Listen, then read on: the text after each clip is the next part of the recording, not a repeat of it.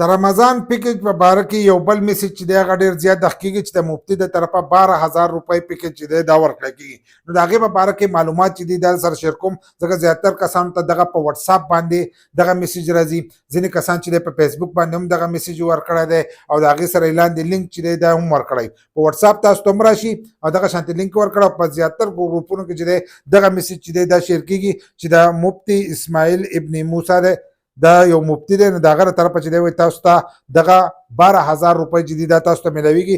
د رجسټریشن کولو طریقې چې دی دا یې ورسره هم ورکړې ده چې لاندې تاسو ته یو لینک درکړی دی چې کله تاسو په هغې لینک باندې زور وکئ نو په لینک کې تاسو ته لیکلی چې تاسو د دې پروګرام دپاره ایلی او تاسو ته به 12,000 روپۍ چې دي دا به د مفتی د طرفه چې دی دا به تاسو ته میلاویږي. لکه رجسټریشن هم ښه په اسانه ده چې کله تاسو په دې لینک باندې زور وکئ نو ډایرکټ تاسو ته ووایي چې څوک پرې زور کوي نو هغه ته ډایرکټ وایي تاسو د دې پروګرام دپاره ایلی او تاسو ته به دا روپۍ میلاویږي. او تاسو چې هغه وګورئ نو په هغې کې د هغه مفتی تصویر ده، مکمل هر سره ډیټیل چې دي دا ورکړي دي چې تاسو ته به دا روپۍ داسې میلاویږي.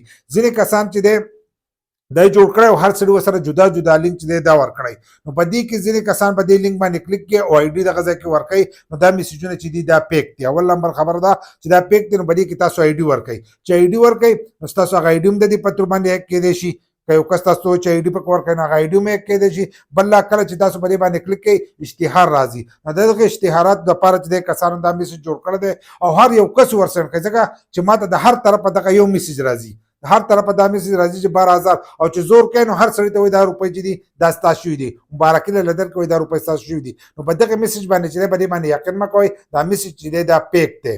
که تاسو په دغه میسج باندې زور کوئ نو دا میسج پیک ده. په دغه باندې تاسو ته د رمضان پیکج نه میلاویږي. هغه یو د وزیر اعظم د طرفه ده چې 13,000 روپۍ دي او بل چې دی د دغه د طرفه د صوبایي حکومت چې دی هغه هم ویلي دي چې موږ به 12,500 روپۍ چې دی دا پیکج به ورکوو. نور پیکجونه چې دی اعلان ساتھ لا نه دي راغلي او دا کوم چې چلیږي نو دا پیک دی. په دې باندې یقین مه کوئ او اکاونټ چې دی دا په کوم مه کړئ داسې نه چې ستاسو آی ډي چې دا هغه هیک شي یا تاسو ته نقصان چې دی د دې د لاسه میلاو شي.